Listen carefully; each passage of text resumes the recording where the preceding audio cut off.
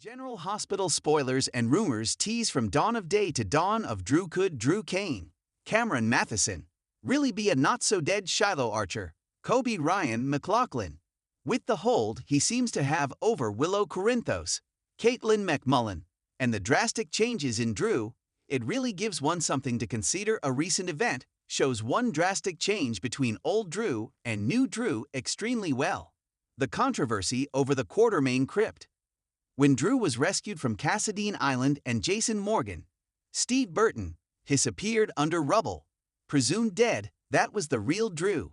He supported Carly Spencer, Laura Wright, and went with her to Florida, where they were going to move her adoptive mother's grave, and he helped her fight the powers that were there. That was when he and Carly's romance began, and that was real Drew until a couple of years later, when he took the heat for Carly's insider trading. He then was put into Pentonville prison for a period of time. So what could have really happened to Shiloh is a huge question, since everyone saw him in a body bag at GH. After being speared by Sam McCall, Kelly Monaco. She was defending Jason on the Haunted Star, where Shiloh had a grappling hook ready to kill him. Sam shot him with a spear gun. However, when Drew's next trip to Cassadine Island took place, we saw that could have been survivable Britt Westburn, Kelly Thiebaud, accidentally speared her mother.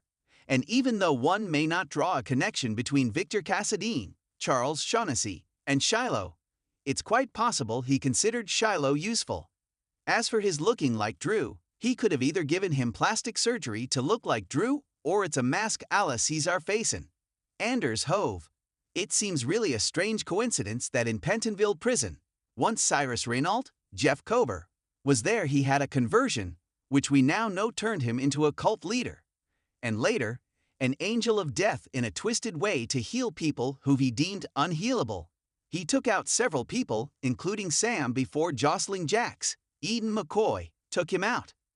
We know also that Shiloh had promoted his cult Dawn of Day because the book was in the prison library. There was a scene where it was shown on a book cart. Why would Drew, who was in the prison at the same time as Cyrus, bother to save the life of someone who'd caused so much destruction? And why would Cyrus intervene for him? It seems like Cyrus may have been in cahoots with Shiloh way back when. And in Pentonville, there was a switch. But now, if Shiloh is Drew, where's the real Drew? Be sure to catch up on everything happening with GH right now. Come back here often for General Hospital spoilers, news, and updates. Port Charles has never been a stranger to the bizarre. Returns from the dead, memory mapping, long-lost twins, and sinister cults are practically everyday happenings. But this latest twist could blow the doors off General Hospital like never before. A shocking theory is beginning to make waves behind the scenes and among fans. What if Drew Kane isn't Drew at all? What if he's Shiloh Archer reborn, literally and figuratively? Yes, you read that right. The same Shiloh Archer who wreaked havoc on Port Charles with his manipulative Dawn of Day cult, who drugged, branded, and abused countless women in the name of spiritual growth, and who supposedly died a watery grave after being shot by Sam McCall. What if he's back, and hiding behind the familiar, trustworthy face of Drew Kane? To understand the wild possibility, we have to rewind. Shiloh was once the charismatic leader of Dawn of Day, a self-help cult that preyed on the vulnerable.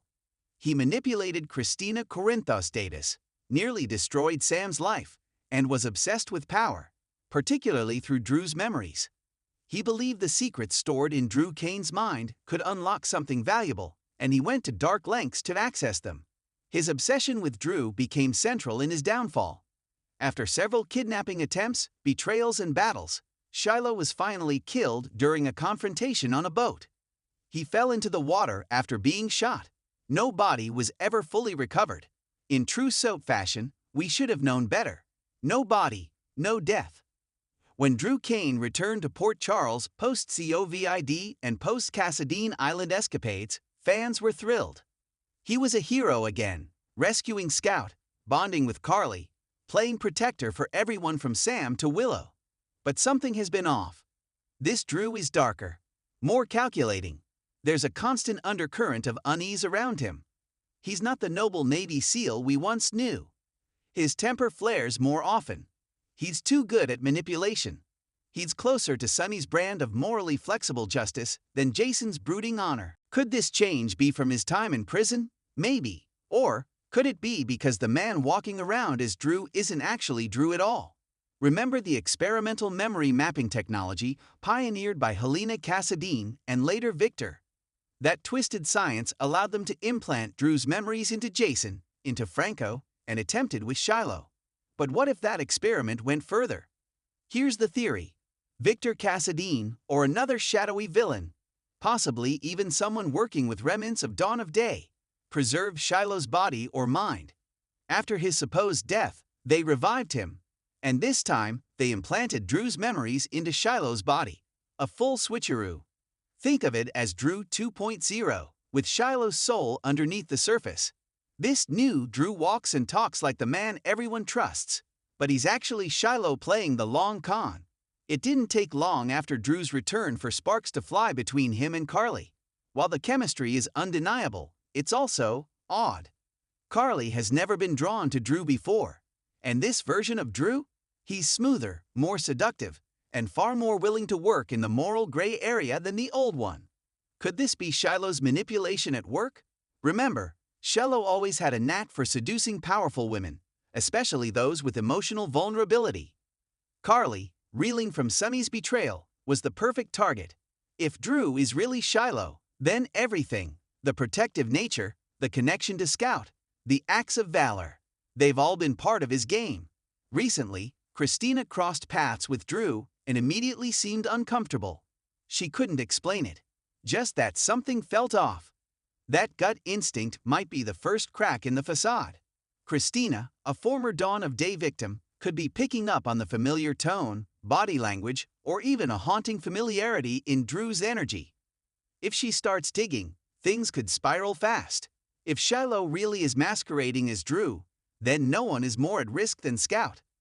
The little girl is the daughter of both Sam and Drew, the two people who were central to Shiloh's obsession and hatred. Is he trying to protect her?